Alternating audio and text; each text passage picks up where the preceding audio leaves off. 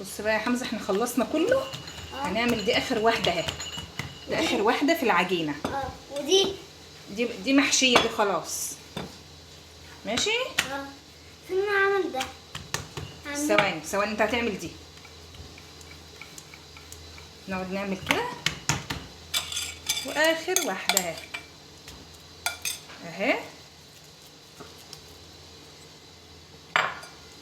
سمحت احط دي هنا. استنى بس. دي فعفت كده كده دلوقتي يا حمزه. هات اعملها. لا انت مش هتعرف تقفلها، عشان لو هي المفروض تتقفل حلو علشان اللحمه ما تخرجش من العجينه. شوف كده، وتشد كده، تشد كده، تشد كده كده. شوف، وبعدين تتني بقى كده كده. هات كده كده كده كده كده. شوف بقى شكلها حلو ازاي. احنا لسه هنحط لها برضو بتاع شويه سمسم بقى. احنا عملنا بالسمسم وحبه البركه.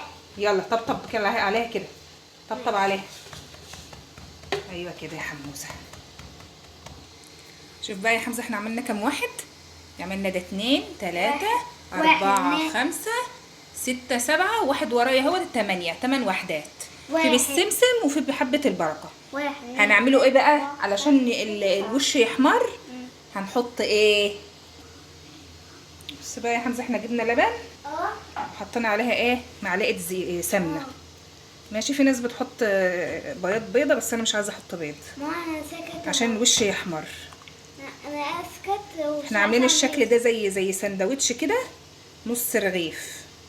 عاملاه على هيئه نص رغيف.